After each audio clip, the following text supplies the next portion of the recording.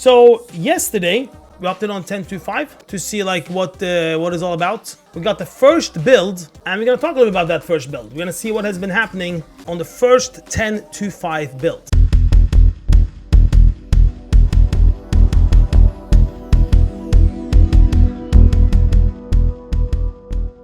They have been adding some mounts.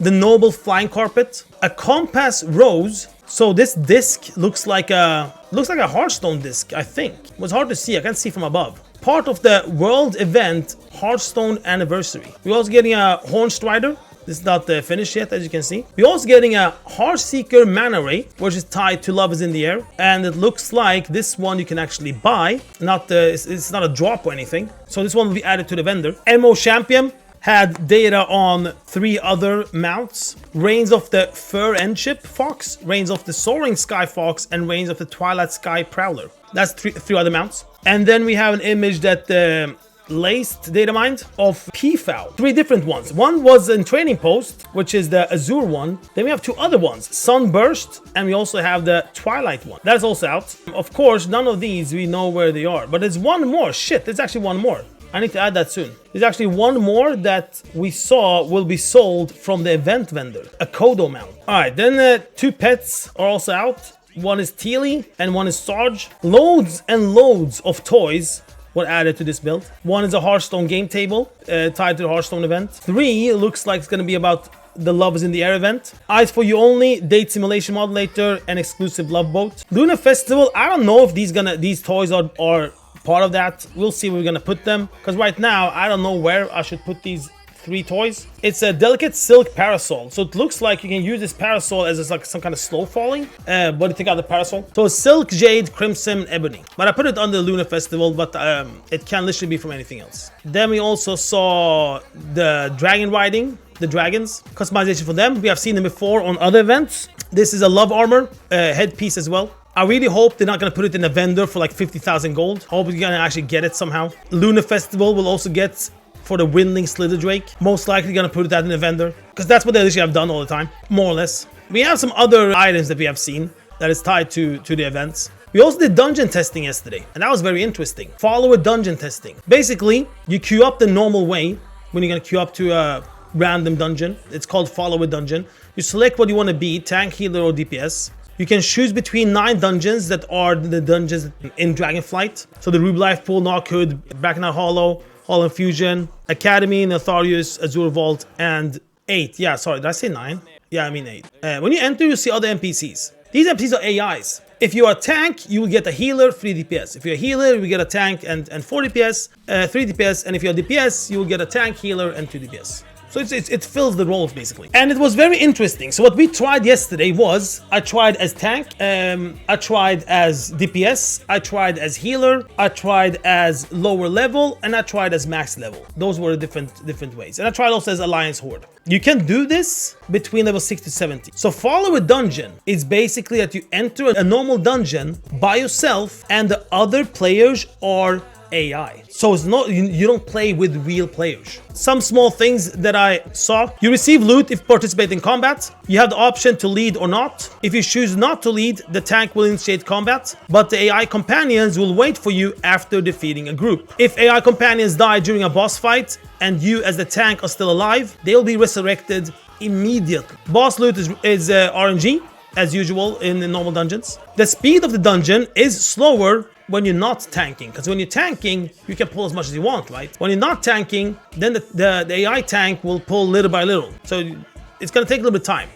You can pull more. Once when I did that, the tank was like, you know, fuck you, I'm not gonna help you. He just kept on with his own business with the group he pulled. Other times when I pulled and went back to the tank, he picked them up. He took aggro from me. And those are the things I noticed. So we'll see how it's gonna go on live later. When it comes to the damage, it was like, if I am DPS, there's always one AI that does pretty decent damage, almost as much as you. And there's one that does like really, really, really crap damage. If you are a healer, you will get one that does decent damage, one that does moderate damage, and one that does really, really, really bad damage. Like if you cast very little damage abilities as healer, you will reach higher than that DPS guy. So that's how crappy that AI is. So they have like a mix of them. What else did we notice? If you are a healer it's really, really good practice when it comes to the AI dungeon, because they don't move out from stuff. They rarely move out from things that are happening in the dungeon. So basically, if you are the healer, you need to be on your toes. You can't chillax.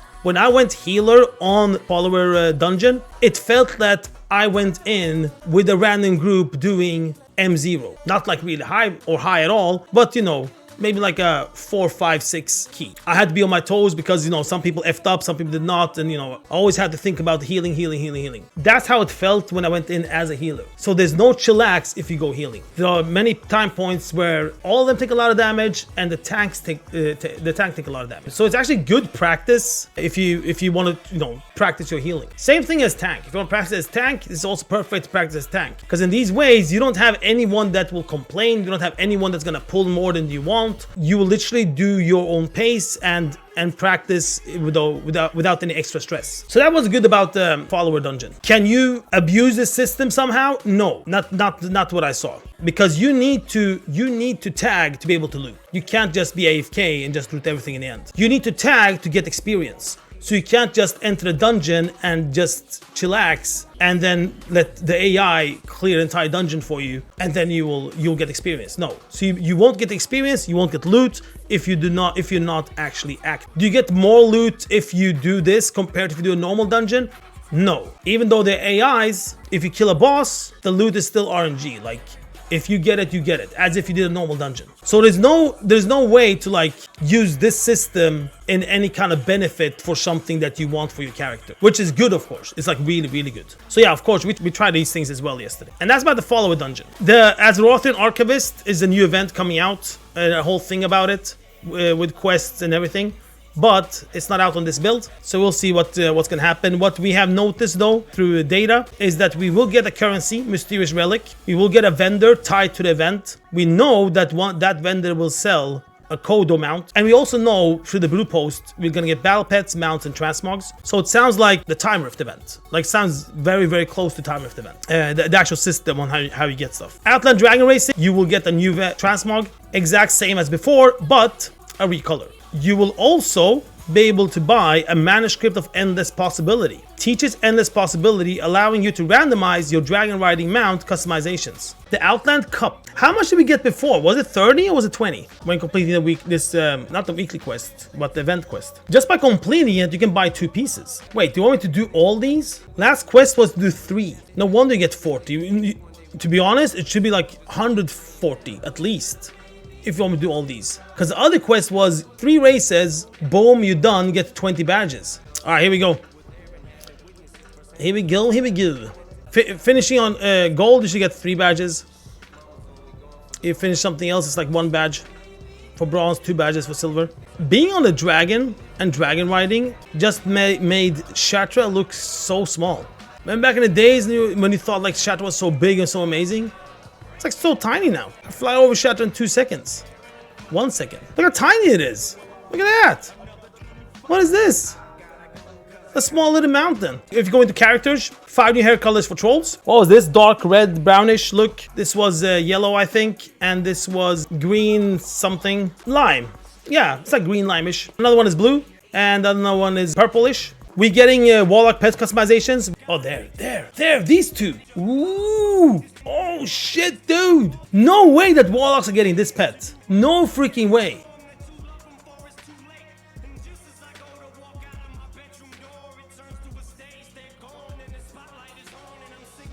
Holy shit. Even different looks, not even different colors.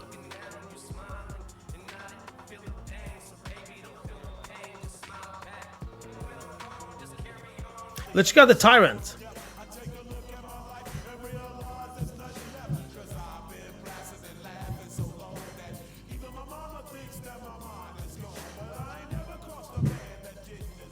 Okay. All right. Let's check the colors.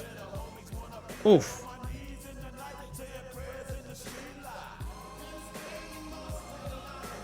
Oof.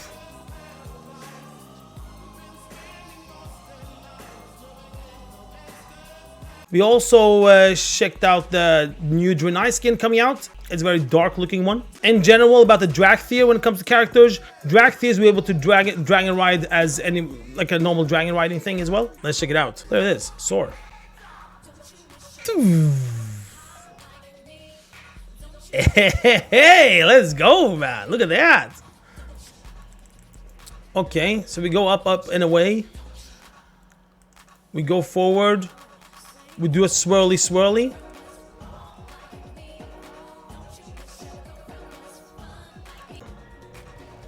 Hey, the sword is 10 seconds after you land, not 10 seconds after you use it, which can be a little bit annoying. Like, why did they put 10 seconds? So let's say like I see a flower. I want to land 2 seconds just to click on this, chuck, and I have to wait freaking 10 seconds to use my sword again. Because if you think about it, druids have it already. Imagine if I'm here now. If I could jump out and start flying directly, can I use sword in the air? No, I can't. So yeah, this 10 seconds not needed, and it should be changed so I can use it like in the air or not in the air.